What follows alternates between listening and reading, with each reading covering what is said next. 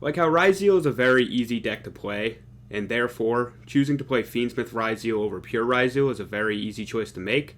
Maliss is a much more complicated deck, and therefore choosing which of its variants to play is a much more involved process.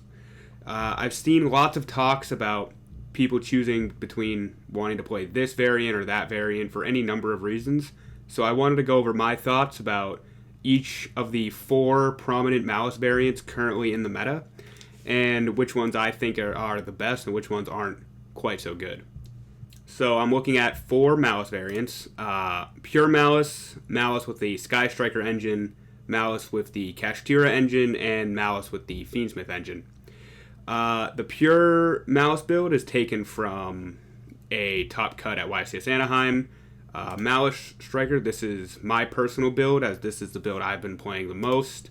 Kashtira Maliss, this is Mitchell Martin's list from top 8 of YCS Anaheim as well. And Fiendsmith Maliss, this is the one from the either top 4 or top 2 of the German Open. And I'm going to be ranking these variants based on how well they are going first, how well they are going second, breaking boards, and how well they play under Lancia.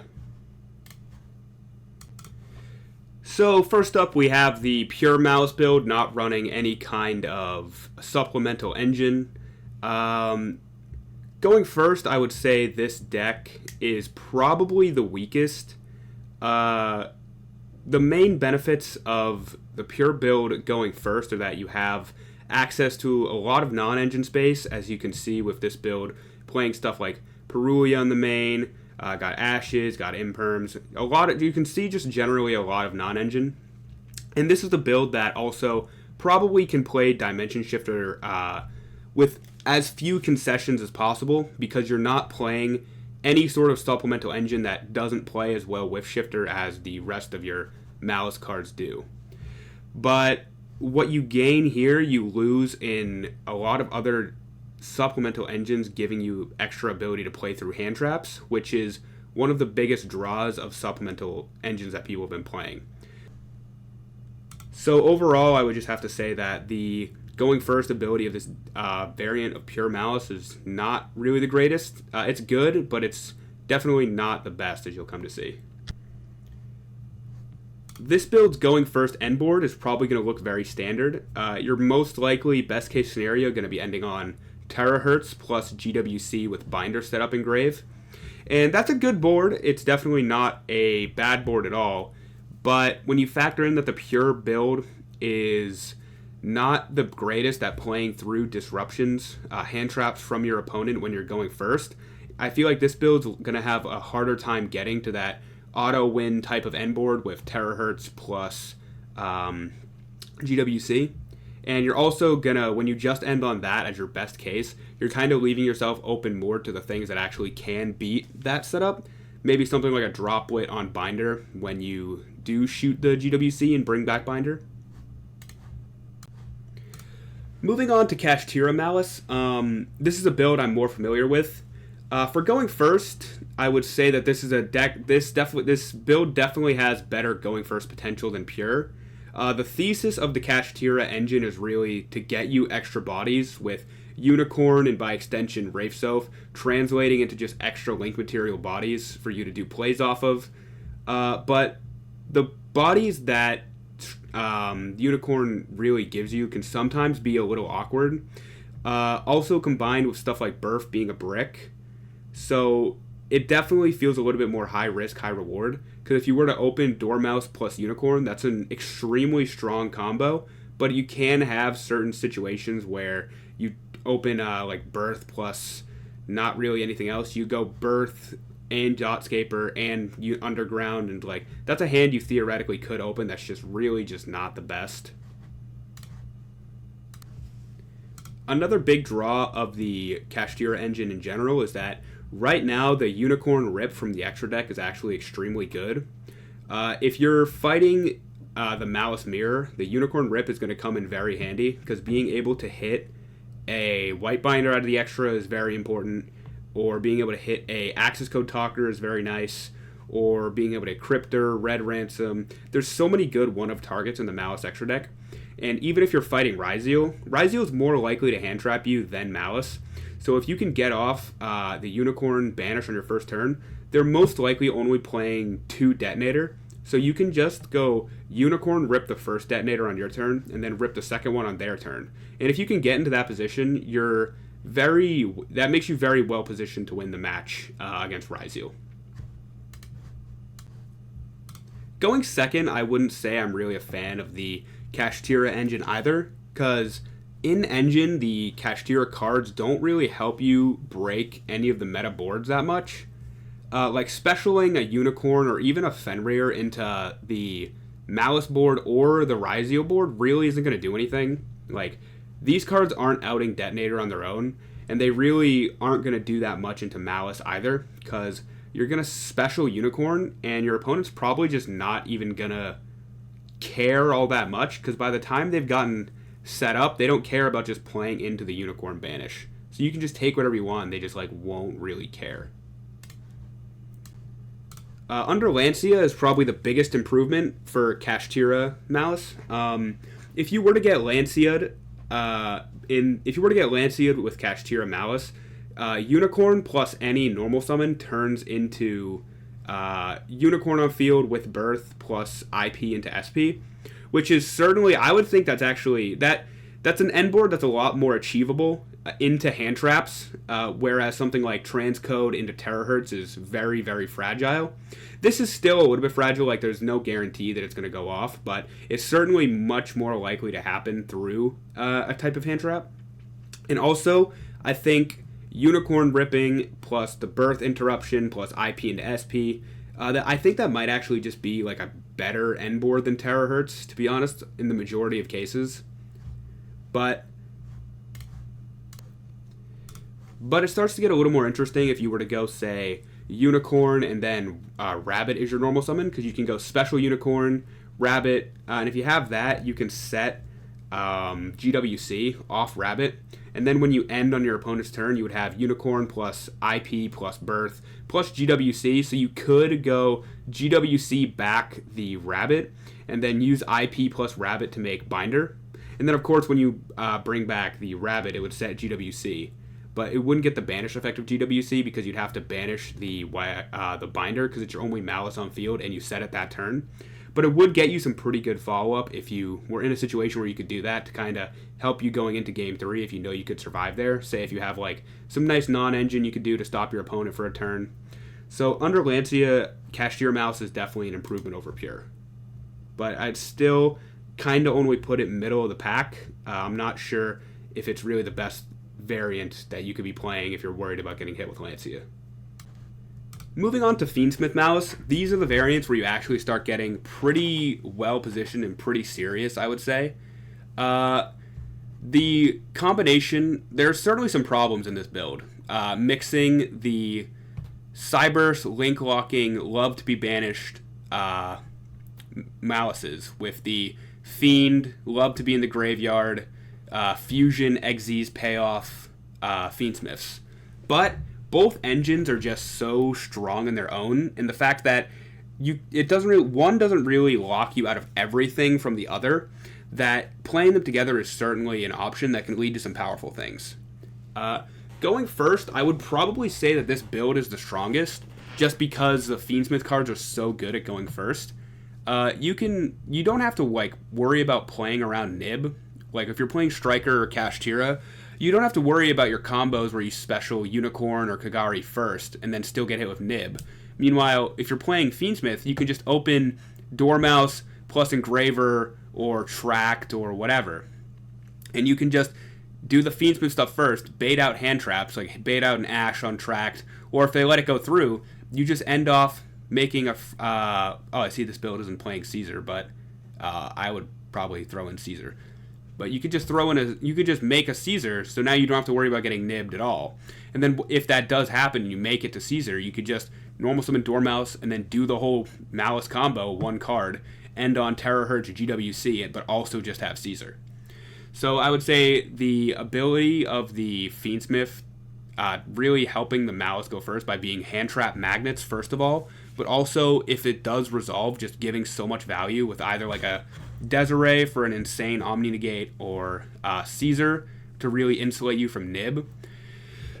Also Paradise. That's kind of, it is a shame that Maliss can't really access any of the payoffs via Moon.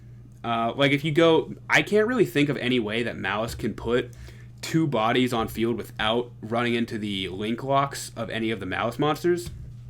You would have to, I really don't know, you would have to, I don't know, like Dotscaper, maybe if you normal him, but going through any of the names is going to link lock you out of Desiree, Caesar, whatever. But even if you do that, you can translate some bodies later in the combo into Moon, and then Moon into Requiem, and then Requiem into Lacrima. So you can at least, even if you can't get the non-link payoffs of the Fiendsmiths, you can at least set up Fiendsmith in Paradise plus insane amounts of follow-up from the Fiendsmith cards, which is pretty good. But I'm not, my only issue with this is I'm not exactly sure if you get to that point where you're resolving Lacrima, send Paradise, you're resolving Requiem for Lacrima, you're resolving Maliss cards already because you're bridging into that with Moon. I'm not sure if you really need help with your grind game by then, because if you can get to that point and you can say have like Binder Engrave with a bunch of Malisses Engrave, like you're pretty much fine. Like you just get that on field, banish everything, now you have infinite bodies. So it's like you're kind of adding to your grind game, but taking away in other aspects too. Like, it is true that Engraver and Tract are really good hand trap baits that can make Caesar to just flat out stop Nib. But this variant is also the build that plays the most amount of bricks. Obviously, Paradise is just a hard brick. There's nothing around that. And Lurie and Lacrima aren't technically bricks because you can normal summon them and make some decent plays. But the thing is, like, using these as your normal summon in a deck as normal summon reliant as the Maliss, it's kind of like really unfortunate in like a situation that you don't want to be in. But if you have to, you can use these as a normal summon if you have like your only way of playing is like Maliss to access these, because then it doesn't really matter, right? So if you do that, that could still be some pretty good combos. But overall, I'd probably rate this as one of the best ones for going first out of all the variants. Going second, this build reminds me a lot of Kashtira, except in the fact that the Fiendsmith cards are just better than the Kashtira cards in general. Like, as you'll notice, there's nothing really in this engine that, like, breaks boards in engine. Like, there's nothing in here that's going to out a detonator. There's nothing in here that's really going to force your opponent to... Well, it will force your opponent to do stuff if you just start playing with Fiendsmith cards and then later on use your Maliss cards. Like, Engraver does still have his really busted effect to send a monster on field when he gets on field, but that's not really good enough, I feel, into a Raizio board or a Maliss board.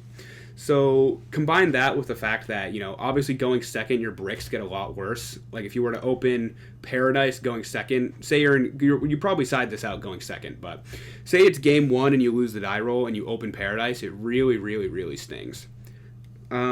I would still probably put the Fiendsmith variant over the just pure, just because the Fiendsmith cards are just so good. But you also have to take into account that this build just cannot play Shifter. Like, you'll notice Shifter isn't even in the side deck here. It's just you just can't do it, which I think is a really bad move, especially in this format. Obviously, with the most popular deck of the format being Fiendsmith Raizio, on top of being the most powerful. You're kind of opening yourself up to... I would say this build is most definitely the best build under Lancia. Obviously, because if you get Lancia, you can just do Engraver combos and be fine. Like, if I got hit with Lancia, I'd much rather end on, like, Caesar plus Paradise from doing a Fiendsmith combo, or, like, Paradise plus... Well, you can't really end on Paradise plus Desiree, because you only play one Desiree, but Caesar plus Paradise is probably the best end board that any of the variants could make under Lancia. So, overall, I would definitely have to say that this is the best variant under Lancia. Now on to the final variant, Maliss Striker. This is my personal favorite and which build I think is the best for Maliss currently. Every other build kind of has its own problems or like little issues here and there, but there's really not, like, any type of problem that you can encounter in other variants, you won't really encounter in Striker Maliss. For instance, the Bestials you really want to play right now because they're just good non-engine, on top of being like extra engine and extenders in Maliss. But you can't play them in the Kashtira engine. I mean, in the Kashtira build that well, because Kashtira and Bestials conflict a lot going second. Striker doesn't have that problem. For comparison, if you're going second and you use these, any normal summon can convert into any generic Link 2, and then your MMZ is now open for Engage, Widow Anchor, Hornet Drones, all of that stuff. I also think, going first, the Striker build is probably only beaten out by the Fiendsmith build.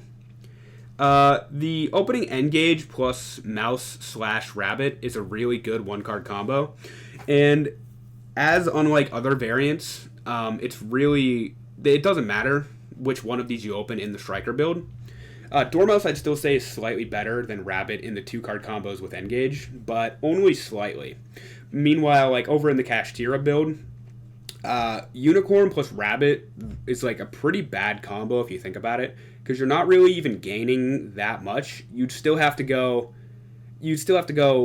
Special Unicorn, get normal Rabbit for TB, and then from there you still have to go through a Link 2 bridge, which, as I've learned from studying other players like Jib, is like pretty bad. You play into a lot of stuff. You have to go into Haggard, banish Rabbit, come back, make red, and then play from there. Of course, there's a pretty good combo. If you can open Unicorn plus Mouse, it's pretty good, because you can just go Unicorn, Mouse, Rabbit, off Mouse, set TB, link all three for Red Ransom, and that's pretty good. But here, the Engage combo can do that 3 bodies directly into Red Ransom without having to use a Link 2, no matter which of these you open. Because if you open Rabbit, you just go Engage for drones, drones for the token for Kagari, add back the drones for the token again, and then you normal summon Rabbit. And then Rabbit set TB, and then you can link itself, the token, and Kagari for Red Ransom.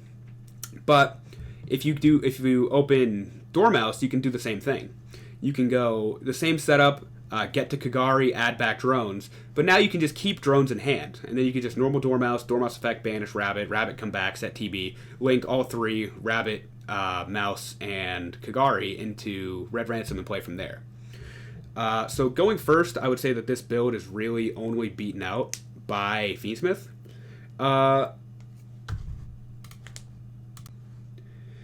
Going second, I would say that this build is definitely the best out of any of the builds. The modularity of being able to have Engage turn into not only extra bodies with Hornet Drones, but having it be able to turn into Widow Anchor if you need it to, as basically a way to out Detonator, is very, very much appreciated. And honestly, it might have been the thesis behind this engine when it was first being crafted by better players than me, like Jib and Pack. But other certain things really come up to help this build going second, such as, it's niche, but Kagari being a fire for access code can come up sometimes if you need multiple access code pops. And also, this being a build that actually can play Shifter is very much appreciated.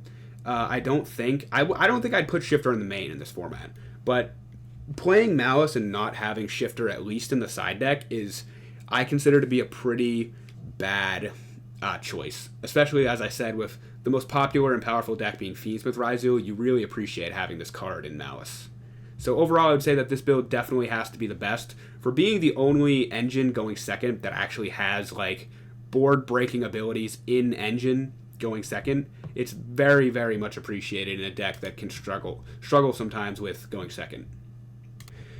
Now, under Lancia, I think this deck does kind of struggle a little bit under Lancia. The best you could probably set up with this is if you open Engage plus a normal summon, you could try to get to Binder set MTP. So you could go Engage for drones for the token for Kagari, add back drones. Do that setup to make a Link 3 using, if you do open one of these. You can set up just Link straight into Binder, and then Binder set MTP for a banish, which is definitely not as good as what Fiendsmith can put out with Caesar plus Paradise.